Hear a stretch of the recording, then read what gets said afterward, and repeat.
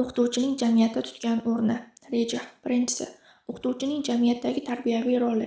Ikkinchisi, o'qituvchining milliy ma'naviyatni shakllantirishdagi o'rni.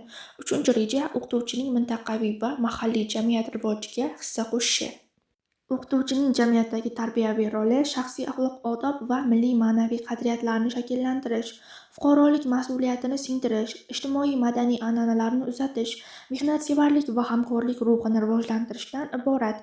Asosiy vazifalari axloqiy tarbiya va odob-axloq namunasi bo'lish, intellektual va emotsional rivojlanishni qo'llab-quvvatlash, ijtimoiy adaptatsiya va fuqarolik ongini oshirish, huquqiy madaniyat va jinoyatchilikni oldini olish, ota-ona va jamiyat bilan hamkorlikni mustahkamlashdan iborat. O'qituvchi fuqarolik ongini tarbiyalashda namuna bo'lib, axloqiy va huquqiy qadriyatlarni singdiradi. U demokratik qadriyatlar, huquq va majburiyatlar haqida ma'lumot beradi, tanqidiy fikrlash va fuqarolik mas'uliyatini rivojlantiradi. Maktabda jamoaviy loyihalar, debatlar va ijtimoiy faoliyatlarni tashkil etib, jamiyat bilan hamkorlik qiladi. Oila va mahalla bilan aloqalarni mustahkamlab, yoshlarni jamiyat manfaatlarida ishtirok etishda yo'naltiradi. O'qituvchi yoshlar orasida milliy madaniyat va an'analarni saqlashda yetakchilik qiladi. U tarbiyaviy darslar, tarixiy ma'ruzalar va amaliy mashg'ulotlar orqali qadriyatlarni singdiradi. O'qituvchi interfaol metodlar, oilaviy va mahalla bilan hamkorlik orqali qadriyatlarga hurmatni oshiradi. U til, milliy libos, urf-odatlar va bayramlarni o'qitish orqali identitetni, ya'ni madaniyatni mustahkamlaydi. Yoshlarni madaniy tadbirlarga jalb qilib, generatsiyalararo uzviy aloqalarni saqlashga xizmat qiladi. O'qituvchining kasbiy me'yor va etika namunasini ko'rsatishi jamiyatda ishonch, hurmat va ma'naviy yetakchilikni ta'minlaydi.